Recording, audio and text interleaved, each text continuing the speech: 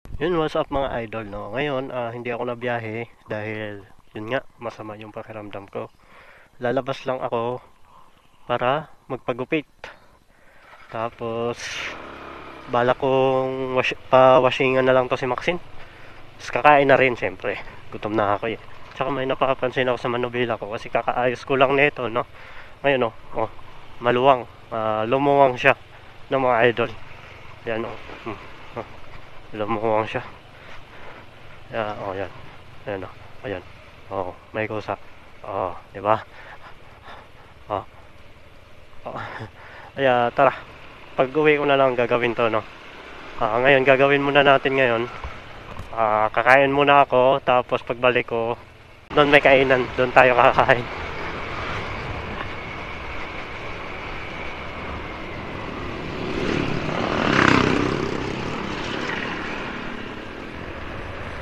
May ano ako eh, may sipunubo ako eh. Di naman maiwasan yan dahil sa panahon. Ayun, laging kulimlim, tapos iinit, tapos aambon, iinit, aambon. Sa full. Masayaw talaga yung truck ko. Maluwang. Check ko na lang ito mamaya. Naramdaman ko to kanina nung naghatid ako sa Pasig eh. Syempre, umiral yung kademonyohan ng kamay ko. Ayun, gumalaw.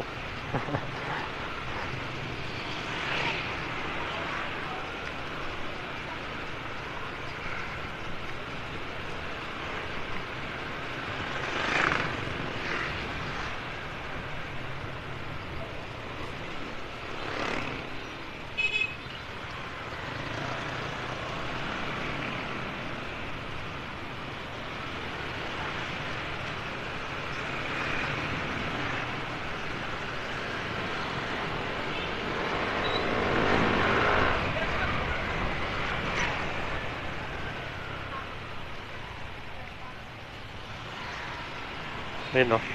Kusang lumiliko eh. Mahirap to sa singitan, kusang lumiliko. Lumuwag siguro kasi nung bago bumalik to eh, nung pagpunta doon na biglang ano to eh, na biglang saldak. Yung sa Pasig kasi naglalagay ng ng espalto ngayon. May part na N na yata.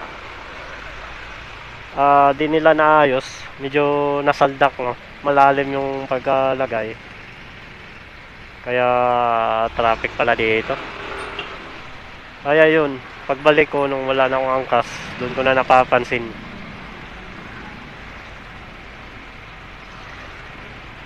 Doon ko na napapansin yung traffic pala dito.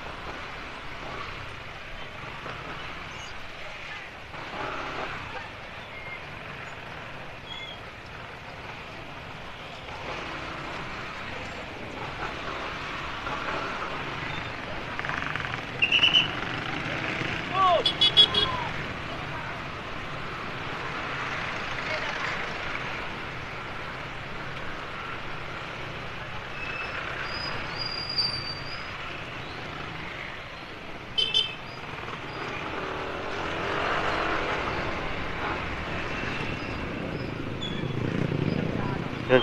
Takot ako kurbada kasi yung gulong niya parang diretso lang eh. Ang tigas ibaba.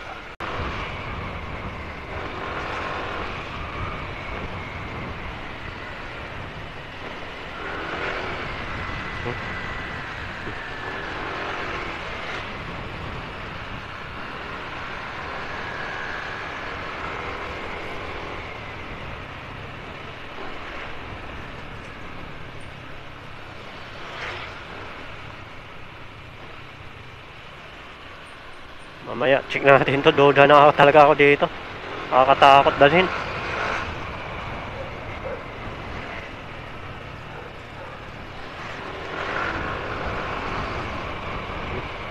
Grabe, parang yung manubela niya lumalaban ng kusa.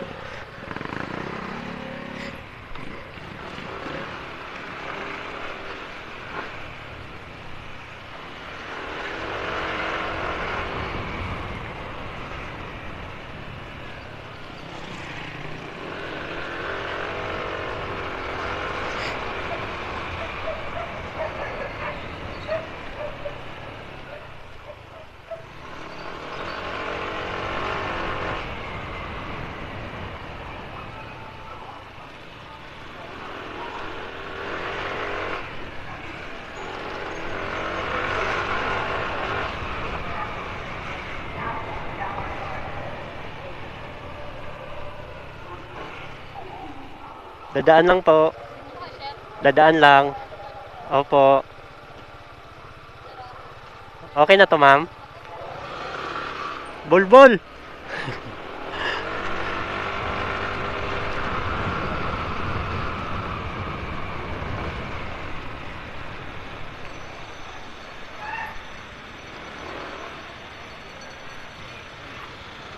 Landanan? Landanan?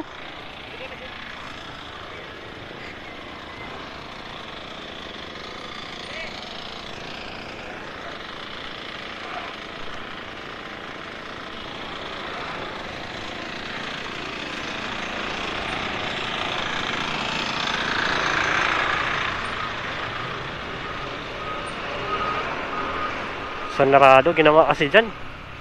Sarado. Kakain muna tayo kay Ate Bani.